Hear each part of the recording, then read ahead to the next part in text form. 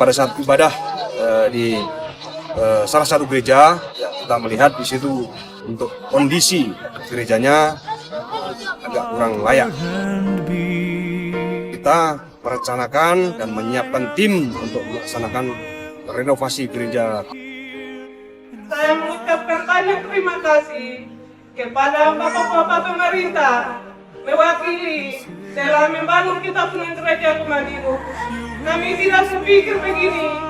Kami tinggal di luar gereja keadaan begini. Terima kasih banyak. I am strong when I am on your shoulders.